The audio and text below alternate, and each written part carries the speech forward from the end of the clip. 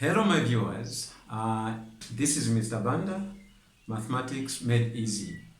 In today's lesson, we're going to look at variation as a topic coming from ECZ syllabus D, Mathematics.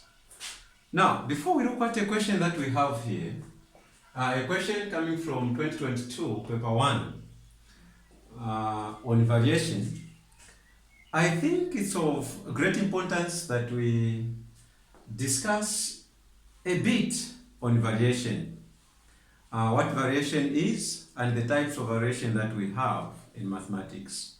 Now, in mathematics, variation is just an equation that tells us more of a relationship between two or more variables. So it's just an equation that is going to describe more about the relationship between two or more variables. There are initially 4 types of variation. The first one is direct variation. The second one is inverse variation. And the third one is joint variation. And the last, but not the least, is combined variation. Now, looking at all these 4 one by one would ask him or herself what direct variation is. So direct variation, this is just the type of variation or relationship, as we have said, between two or more variables, where when one variable increases, another variable also does what? Increases as well. When one variable decreases, another variable decreases, and it means that there is a direct variation between those two variables. And inverse variation is quite the opposite of direct variation. So this is where one variable is increasing and yet another variable is decreasing. Okay? A good example in a real life situation where you have 2 quantities relating inversely or inverse variation. This is where you have the number of people and the food available for consumption. So when you have more people, definitely the rate at which the food you have or available is going to be eaten is going to be decreasing. More people and less time for you to consume the food which is available. Now, that's what inverse variation is. On joint variation, this is just the type of variation where one variable is varies direct as a product of 2 or more variables. So here you just have one variable varying as a product of 2 or more other variables varying. So that's what joint variation is. And combined is quite related to joint, but the difference is that for combined variation, you have one variable varying as 2 other variables in a different way. So this is where, for example, if x varies combined with y and z, the meaning here, it means that x may vary direct as y, but inversely as z. That's what that's what combined variation tells us.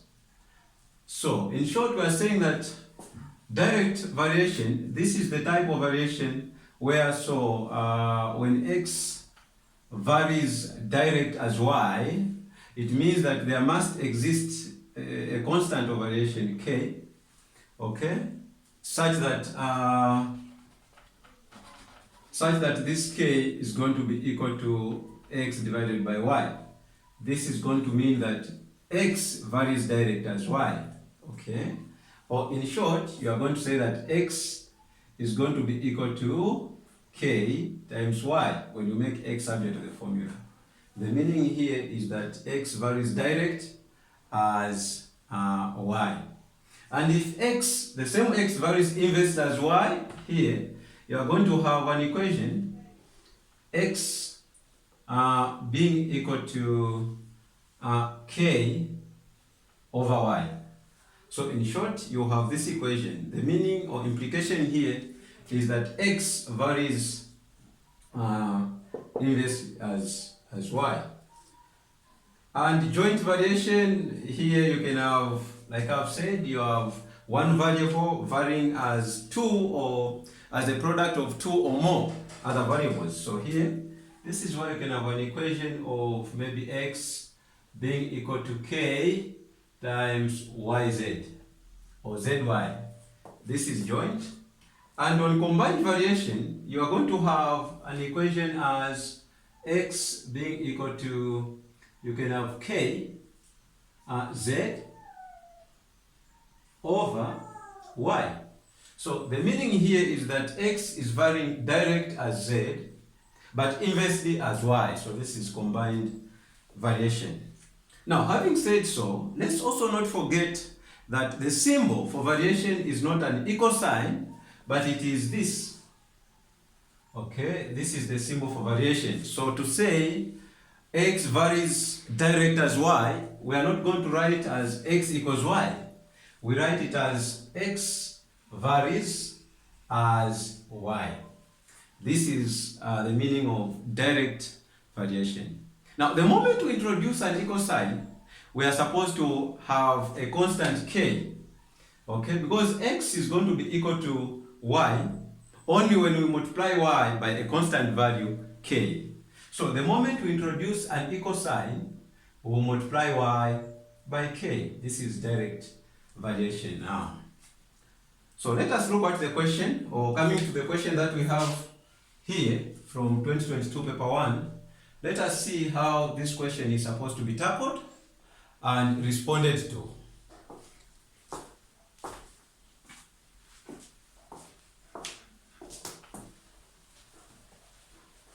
So this is a very interesting and important topic in the syllabus D mathematics. So it's important that we understand how this question is tackled. And when I say understanding, I mean understanding each and every concept necessary as you are approaching this question. So we have this question here saying y varies direct as the square of x and inversely as z, and y is equal to 2 when x is 4 and z is 24. Find the a value of k, the constant of variation, the k that I'm just from explaining there. And we should also find the value of y when x is 9 and z is 27. And we should also find the value of x, here we are saying values, so we should expect 2 or more values of x when y is 8 and z is 6. So let us look at the working for this particular question. Let's see what must be done here. Okay, so we are told that y varies direct as the square of x, not just as x, but as the square of x, meaning x must be squared there. And it varies inversely as z. So this is combined variation, because you can see here y is varying as two other variables, different. You can see that it's varying x direct, the square of x direct, and as z inversely. So how do we tackle such a question? The first step to variation is formulating an equation connecting these three variables here. So we are saying that an equation is, we have y varies, we are using this symbol, it is varying as the square, direct as the square of x. So let's not forget the x, so you have, it is varying direct as x squared, that's the square of x. The same y varies inversely as z. Now, inverse as z, it means y is varying as the z inverse. Z inverse is just z to the power negative 1. So this is z to the power negative 1. That is z inverse. Now, z to the power negative 1 in indices tells us that z to the power negative 1 is equal to 1 over z. Okay? So, this is equivalent to writing this as y varies as x squared times, this is z to the power negative 1, which is 1 over z. You understand that the multiplicative inverse of z is 1 over z. So that's the inverse of z. Okay? So that's what we have right there. Having obtained that, this is going to be equal to y varies as x squared over z. This is the variation we are talking about here. But what is an equation connecting y, x, and z?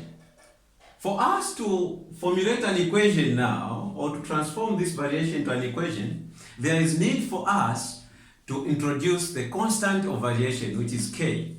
So we are going to have y being equal to k multiplied by x squared over z. So you introduce the constant of variation right away. And this is equivalent to y being equal to k x squared over z. So this is an equation connecting x and z and y. So this is an equation connecting y to x and z. Now, the first question A is asking us to get the value of k, which is called the constant of variation. There is an important information given in this question telling us that y is equal to 2 when x is 4 and z is 24. So let us substitute for these values of y, x, and z respectively in the equation that we have formulated. So what we are going to have is, we are told that here y is 2. So where there is y here, that's for A. To solve for k, where there is y, you put a 2 over z. So where there is y now, we'll put a 2 being equal to, where there is x, we are told that x is 4. So when y is 2, x is 4, so you have k. Then 4, don't forget to square it, because we are told that y is very direct as the square of x, so x must be squared there. Over z is 24, so I'll put a 24 here. Okay, so let us solve for k. This is a very simple equation. Okay, and to solve it, you can multiply both sides by the common factor, or the highest common multiple of the denominators. In this case is 24. You have 24 and a 1 here. So you multiply this side by 24 and this other side by 24. Then you have 2 times 24. It will give you 48 being equal to 24 and 24 there. You get a 1. So you just have 4 squared, which is equal to 16k. Then you have to divide by 16 and thereby 16. Okay, you cancel out the 16 here.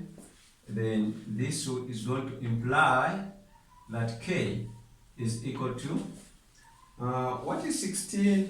What is 48 divided by 16? This is going to give you 3. So 48 divided by 16 is equal to 3.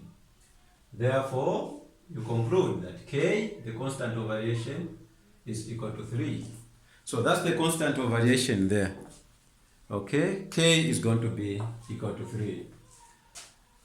Let us look at the second question, question B. How do we get how do we solve for the value of y when x is 9 and z is 24? So for b,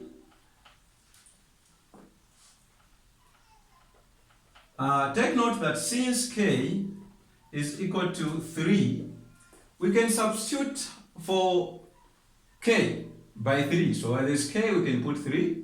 So that now our equation now is equal to y being equal to 3. Where there's k, you put 3, x squared over z. This is the equation or the relationship between y and x and z. So what is going to be y when x is 9 and z is 27? Very simple. You just have to substitute here. So y is going to be equal to 3 times what is x squared? Now, x is 9, so you are saying 9 squared, okay? Divided by z is 27, divided by 27. Viewers, equations like these or questions like these are so simple to simplify, okay? You can see here that 3 can divide 27, that's 9 times. So you can cancel out a 3 and here you have 9. So this is going to be equal to 9 times 9, that's 9 squared, divided by 9. And because we are multiplying here, you can divide 9 into 9. Then the answer will initially going to be 9. So what we are saying that y is going to be equal to 9 when x is 9 and when z is 27. So when z is 27 and x is 9, y is also going to be 9. It's not always the case that y will be equal to x. It's because of the nature of the relationship between the the 3 variables that we have. So it is as simple as that. You underline this, y is equal to 9 as your final answer. Okay, let's see how we can get the values of x when y is 8 and z is 6. Let us see how we can get for the two values of x given that y and z are given.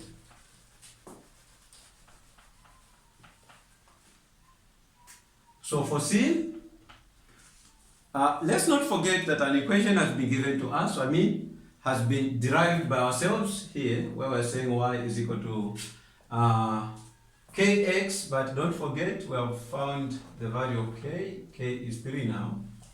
Okay, so that's 3x squared over z. So for C, we are saying y is equal to 3x squared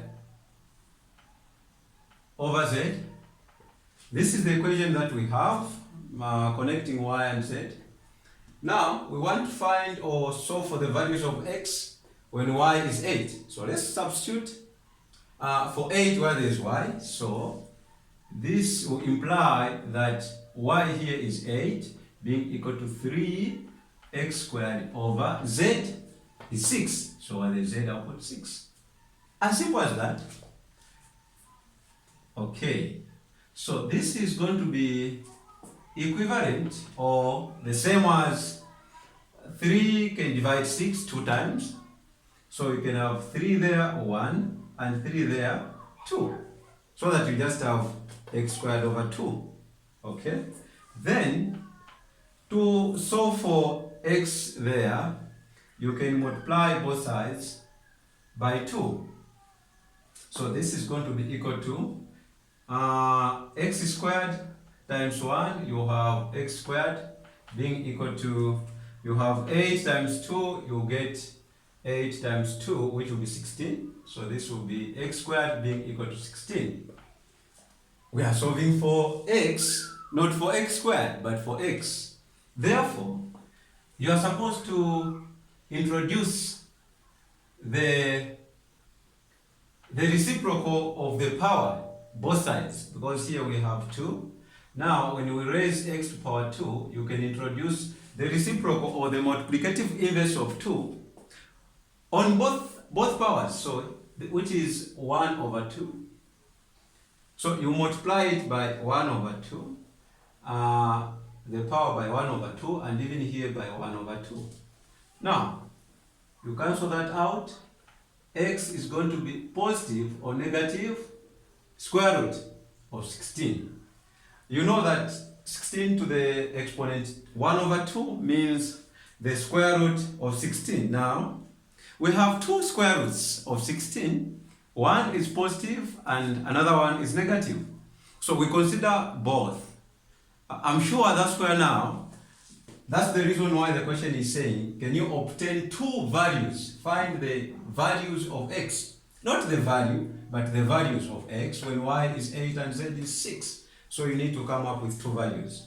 In this case, x is equal to positive square root of 16 or x is equal to negative square root of 16.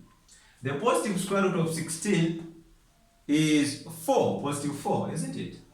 So x is equal to 4 or positive 4, or x must be equal to negative square root of 16, it's a negative 4. So you get these two values of x. And that's it. As simple as that. Thank you so much. I hope you enjoyed. Please don't forget to subscribe to my channel so that you can see more and learn more of mathematics. Thank you.